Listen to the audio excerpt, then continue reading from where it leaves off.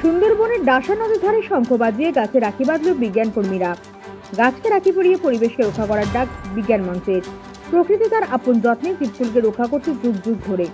মানুষ তার ভোগের জন্য সেই প্রকৃতিকেই ধ্বংস করেছে। যখনই প্রকৃতির ভারসাম্য নষ্ট হয়েছে তখনই সভ্যতার পর সভ্যতা ধ্বংস হয়েছে। প্রকৃতিকে ভালোবাসুন, যত্ন করুন, এই বার্তা নিয়ে আজ পশ্চিমবঙ্গ বিজ্ঞান মঞ্চ ইছামতি বিজ্ঞান কেন্দ্রের হাসনাবাদ দক্ষিণ চক্রের সদস্যরা ডাসা নদীর চরে টিয়ামারিতে নিজেদের রোপণ করা সুন্দরী গড়ান, গেওয়া, কেওড়া, বাইন ইত্যাদি ম্যানগ্রোভ চড়াতে উলু শঙ্খধ্বনির মধ্য দিয়ে রাখি পরিয়ে দিলেন। রাখি বন্ধন করে গাছকে রক্ষা করার শপথ নিলেন বিজ্ঞান কর্মীরা। উপস্থিত ছিলেন পশ্চিমবঙ্গ বিজ্ঞান মঞ্চের হাসনাবাদ দক্ষিণ চক্রের সম্পাদক সাইফুল ইসলাম, চকপাটলি হাই স্কুলের শিক্ষক তাপস রায়, শিক্ষক আকরামুল হক প্রমুখ। এখানে রাখি বন্ধন উৎসব পালন করছে, অ্যাকচুয়ালি উদ্দেশ্যটা কি? অ্যাকচুয়ালি এদের উদ্দেশ্যটা হচ্ছে এই অত্যন্ত সুন্দরবন অঞ্চলের ম্যানগ্রোভ অরণ্যকে বাঁচানো। যদি ম্যানগ্রোভ অরণ্য যদি বাঁচে তাহলে বাঁচবে পরিবেশ, আর পরিবেশ বাঁচলে পরিবেশে ভারসাম্য বজায় থাকবে এবং একটা স্বাভাবিক সুস্থ পরিবেশ আবার নতুন করে তৈরি হবে।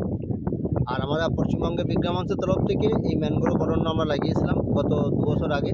এটা আমাদের দ্বিতীয়। এর আগে একটা আমরা লাগিয়েছিলাম, এটা হচ্ছে আপনার ভেদ চকে। দ্বিতীয় আমরা লাগিয়েছি ডাসা নদী, গৌড়েশ্বর নদী, ডুবুমারিতে আমরা করেছি। আজকে ছাত্রছাত্রী কি করলো এখানে? আজকে তারা রাখি বন্ধন উৎসব পালন করলো। তারা গাছের ম্যানগ্রোভ অরণ্য গাছে রাখি বেঁধে মানে প্রাকৃতিক পরিবেশে তারা গাছকে বন্ধু এবং ভাই হিসেবে পেতে চাইছে। কারণ পরিবেশ যদি গাছ বাঁচে তাহলে পরিবেশ বাঁচবে, আর পরিবেশ বাঁচলে তারাও সুস্থ থাকবে। তাই তারা এই গাছকে রাখি বেঁধে সেই ভ্রাতৃত্বের বন্ধনটাকে আরও সুদৃঢ় করতে চাইছে গাছের সঙ্গে। আপনার নাম? আমার নাম সাইফুল ইসলাম গাজী।